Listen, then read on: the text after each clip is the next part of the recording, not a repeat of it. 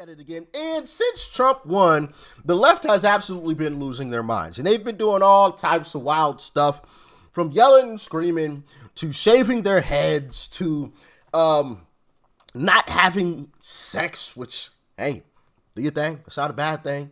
To now leaving the country completely. And I want to show y'all this story on Stay Tuned NBC, because this lady, these folks, man, they're just, the lights on, but nobody's home. So in this story, this lady is leaving the country because Trump won. And she does not plan on ever living in the United States again. And she thinks that's like, you know, she's sticking it to America. But in reality, I think it's a great idea. Let's dive in. When it comes to the American dream, I feel that I lived it, and it's literally the reason that I left. We were in our 3-story townhome. We had the trucks. I was in my big girl corporate 6-figure job. We had the things, and it wasn't a dream. It was more of like a fuzz, really.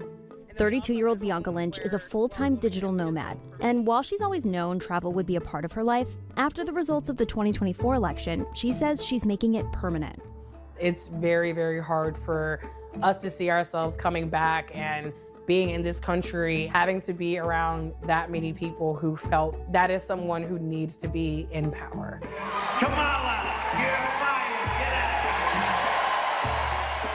She's not alone in looking to leave the country because of the results of the election. Here are some of the easiest ways to leave the country as an American. I want to share some of the easiest visas that you can get that'll probably get you out of the country in the next year. I'm moving again. Yay! Google searches for digital nomad visas, how to move to Canada, and best countries to move to all peaked the day after the election. I would say that right now, since the election, the biggest trend is people looking for a plan B, no pun intended, but they're looking for a place where they can go if a certain line in the sand is crossed. Jen Barnett and her husband moved to Mexico. You know what? I think once Trump walks back into office, he should propose a bill to be passed that would fund people leaving the country. But the only stipulation is you have to renounce your citizenship. But the American taxpayers will cover your first 6 months of rent. Wherever you want to go. Wherever you want to go. You want to go to Dubai. You want to go to Africa. You want to go to Canada. Wherever. We will cover 6 months. But you got to renounce your citizenship. Ain't no you get there. No, I want to come back. No. Everywhere else is so much better according to you. So, hey, stick it out. We got your rent covered. You know, 6 months is plenty of time to adjust, right? To find yourself a good occupation, to acclimate to wherever you're moving to. So, yeah, that's what I think should happen. What do y'all think? Let me know. Mexico from Birmingham, Alabama after the 2016 election. In 2022, they founded Expatsy to help fellow Americans travel and move abroad. Our site really first took off when Roe versus Wade was overturned, and that's when I turned in my notice at my job and realized it could be more than a weekend project. Jen says her site saw 10 months worth of traffic in the 2 weeks after the election, and the top reasons people say they want to leave has changed. With 72% of visitors to their website citing the U.S. being too conservative as the reason they want to move, which she says is a 30% increase from before the election. What would you say your life was like living under the first Trump presidency? It felt like that administration gave a lot of people the permission to essentially say and do whatever they wanted. I was always aware. I mean, it's called freedom of speech, you know? We do have that right, that ability, but, and I've told y'all this before in past videos, I've never experienced racism a day in my life. I've been around plenty of white people. Nobody's ever, hey, you, no, not a single time, not once. And if I ever did experience racism, it was so insignificant that I didn't even notice it was happening. You know, so I just want to know, where are all these instances of racism that all of these leftists claim is happening? Because I'm black, right? I'm blackity black. You know what I'm saying? When you see me, you know I'm black. Like, I ain't light skinned, okay? I'm black. I ain't like Obama. I ain't half black, okay? Or like Kamala and just claim to be black. No, I'm blackity black. So like, where's all this racism that all these leftists talk about? Where is it? I want to know. I haven't seen it. I haven't seen. Now, am I saying like that there isn't any racism that happens? Of course there is. Like, that's just obvious. I mean, but it happens all over the planet. It's not just to black people, and it's not just in America. It's to all races in different places. But in terms of here in America, sure, yeah, there's some racism, but it's so insignificant. Like, they're trying to take something that's this and turn it into this. And it's just not there. It's just not there. But carry on. That I was a black woman because that's whatever they wanted. I was always aware that I was a black woman because that's the life of being a black woman in the US, but I was hyper aware during that time. What does that even mean? I was always aware I was black, but now I'm hyper aware. Like, what? So like, you're just not, you just don't realize you're black? Like, I know I'm black every day that I wake up, and I'm proud to be black. Yeah, proud black. And I make no apologies for it. Like, fuck you talking about? Like, she just figured out she's black. Now I'm really aware that I'm black. I'm super aware. Like, huh? What? I always tell people there has not been one country I've ever been to where I didn't feel safe because I was black outside of the United States. Bianca grew up in North Carolina. 5 years ago, she took an extended trip abroad. I did 4 countries in 4 months. I did Chile, Peru, Colombia, and Mexico. I was in awe, and I honestly was transformed as a person. She came back to the U.S. for a couple of... I'm gonna stop pausing it, but I will give her credit, because instead of being someone who just sits around and complains and makes it sound and seem as if she's gonna go somewhere, because, you know, a lot of leftists do that. Oh, I'm going to leave the country if Trump wins. And after the election, they're still here. Nah, she actually about that action, boss. So I do respect that. I do want to give her credit for standing on business, all right? And not just talking the talk, but she's walking the walk as well. She said, I ain't going to be here, and she's doing exactly that. So I give her some credit for that, 100%. Years, got married, and decided to start traveling again. Quitting her corporate 9-to-5 lifestyle to share her digital nomad life to her over 21,000 followers. That we've been working on. You know, some people who maybe don't agree with the president-elect saying, now is not the time to give up. It's time to invest. It's time to stay here. It's time to focus on our community.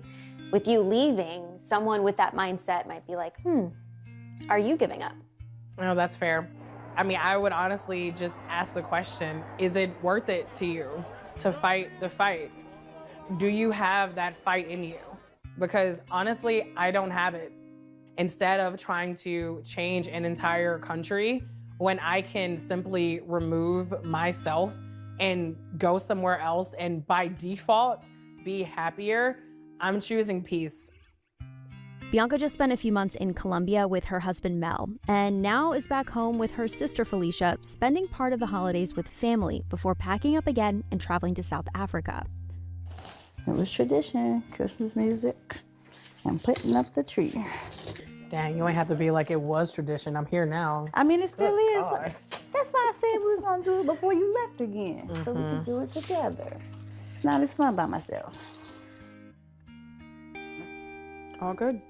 So you said you will not be coming back to the U.S. since Trump won the last election. Have you told your family this? Yes and no. I know that our family knows that we plan on being abroad for a while. I don't think they understand that we don't plan on living permanently in the US again. We're just sort of passive aggressively dropping these hints. Why is that? I don't know how they will take it. We don't want to hurt anyone. This is one reason why I'm constantly encouraging people to travel, to get out of this misconception of travel is dangerous and the United States is the safest country in the world, because people worry. These people are asking me questions when I'm live in Vietnam, like, are you safe? Are you safe in Colombia? And I'm like, are y'all safe? Colombia does have one of the highest rates of firearm homicides, along with several other North and South American countries and territories. But among high-income countries with populations over 10 million, the U.S. is #1 for gun violence. What would you say are some of the push factors that are making you want to leave? The main things that were really pushing us to leave, outside of politics, outside of the gun violence, definitely things like the food. As I started learning more about food and nutrition, even like the nutrition labels and all the things that they put into our food, I was like, it makes so much sense why all these people, and especially people who look like me, are dying from diabetes and heart disease and high blood pressure. And especially speaking like as someone who like lost their dad to that recently, I was like, this is crazy. According to the CDC, I will agree with that as well. Our food is absolutely garbage, and that's why I'm excited for RFK Jr. Getting in and cleaning this stuff up, or helping to clean it up, and why I despise people who are completely against it. People who just want to keep the status quo going on. I mean, I've never traveled abroad. I've never, gone anywhere overseas or anything. But I know people that have, and I have seen people talk about how they've gone to X, Y, and Z place. They've eaten some of the same foods. And after they ate those same foods, they felt completely different than they normally do when they're here in America and they eat some of the same foods, right? Pizza being one of the things, right?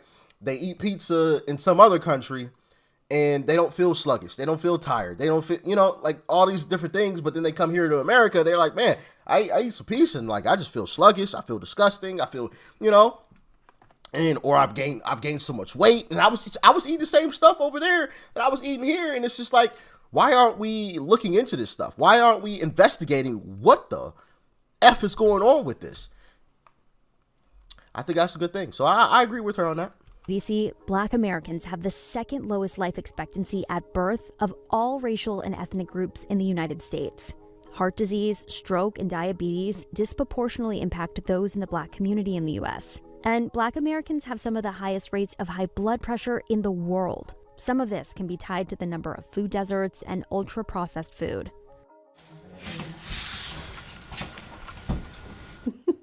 He's always like this. Do you think there's any circumstances where you could see yourself coming back to the U.S.? Let's say in 4 years, there's another president that you do agree with. The election was not the only reason that we decided to leave the country. Even under people who are not Trump, American culture is still American culture. It's still the rat race. We're still being fed this food that is just like mass produced. It's still all these people who are living in survival mode. And I just feel like at this point, it's mental health over everything. It's very hard to imagine coming back after experiencing something way better. Hey, I respect it. Carry on. Carry on. I ain't gonna say I'm sad that you're leaving. I'm actually quite happy. But carry on. And like I said, I respect the fact that she talked the talk and she walked the walk. Hey, Trump winning was the line in the sand for me. Okay. And I'm actually leaving the country. And she's packing her stuff and getting a potty. I ain't got no problems with that. And I actually agree with a couple of, at least one of the reasons. The food being one. I agree with that 1,000%. 1,000%. We have a food issue in this country. 100%. 100%. If we can get that cleaned up, get these chemicals, get these dyes. And I think I posted a YouTube short. I posted several YouTube shorts over the years, but I think the most recent one was they were showing the cereal that, I think it was Fruit Loops, that Canadians eat versus the Fruit Loops that we eat. It's the same company, same box, same everything, but the cereal the actual coloring looks completely different in Canada versus here. Here, it's brightly colored, everything. Like, you know, super brightly colored. In Canada, it's pretty dull. It still has some color, but it's pretty dull. So why not just sell the same thing here in America? Why are we eating all these dyes that aren't good for us? Why are we having all of this ultra processed crap, these chemicals sprayed onto our food? Like, but it's not being done in other countries. Like other countries, I forgot the list, the number of things. I may try to find it and post it as a YouTube short, but there's like hundreds of things that we eat in America. Not everyone, obviously, but that are allowed here in America. Hundreds of things that are banned in other countries. Like, not allowed. Like, get it out. Gone completely. Why the F is it allowed here? Like, I think that's a very fair question to ask. But who am I? In terms of the gun violence, I saw a statistic on that. And if you took out some of these, the four biggest Democrat-run cities, right? Chicago, place like San Francisco, like some of these bigger Democrat-run cities, if you took out I think it was the top 4, we go from number 1 to like 200 or something. Like we like, whew, like we fall off the cliff, like we're like way down there, because a lot of this is coming from these big Democrat-run cities where Democrats just let criminals run rampant. Criminals don't have any type of punishment. So yeah, you let criminals back out, criminals gonna be criminals. Duh. So no, I don't agree with the gun violence situation. I think we have a Democrat situation, but that's just my humble opinion on it. But what do you think? Let me know. I think people leaving the country that don't like Trump is a great idea, personally. Renounce your citizenship and the American taxpayer will pay for your trip. We'll fund your trip for 6 months. All right? Let me know if y'all think that's a good idea. Peace and love. I'm out.